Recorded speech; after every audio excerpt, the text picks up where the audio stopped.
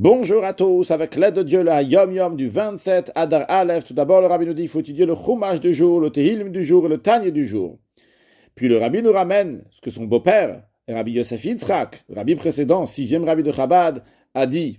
Mon père, donc le Rabbi Rachab, Rabbi Shalom Dover, cinquième Rabbi de Chabad, a dit la vérité, le Emet, c'est la voie médiane. Le Emet, la vérité, c'est une ligne droite du début jusqu'à la fin.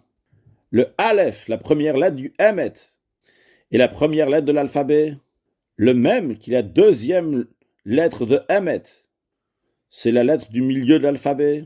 Le Tav, qui est la troisième lettre de Emet, c'est la dernière lettre des lettres de l'alphabet. Et sur le plan spirituel, ces trois lettres représentent le Ani Rishon. Je suis en premier, c'est Dieu qui parle.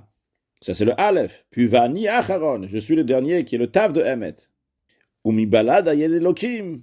Et à part moi, il n'y a pas de Dieu, qui représente le même de Emet.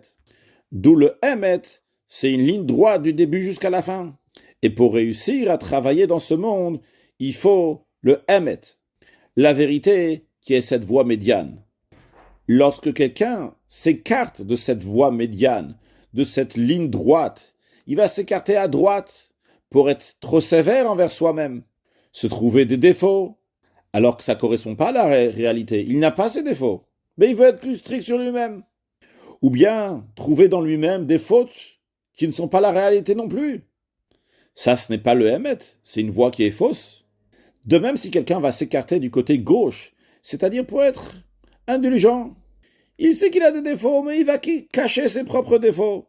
Il ne veut pas en entendre parler, il ne veut pas en penser, il ne veut pas agir pour les arranger. Ou bien, vu qu'il s'aime, alors, en conséquence, il va considérer légèrement le service de Dieu. En effet, il s'aime beaucoup. Donc il va essayer de trouver des moyens pour mettre le service de Dieu de côté. Ça, c'est lorsque quelqu'un dévie à gauche. Eh bien, ça aussi, c'est une voie qui est fausse.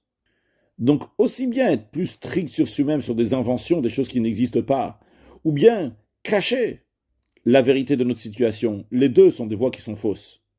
Dans la lettre que le rabbi précédent écrit, en rappelant ce que son père, le rabbi Rachab, a dit, lorsqu'il s'est adressé aux Tmimim, aux jeunes qui étudient dans la yeshiva du rabbi Rachab, Tomche Tmimim, il rajoute ce que son père a dit. Rappelez-vous Tmimim, la vérité c'est la voie médiane, et je suis garant que celui qui va aller dans cette voie médiane, dans son service de Dieu, au quotidien, que ce soit quelqu'un qui étudie la Torah, que ce soit quelqu'un qui est dans le commerce, je suis garant qu'il va réussir.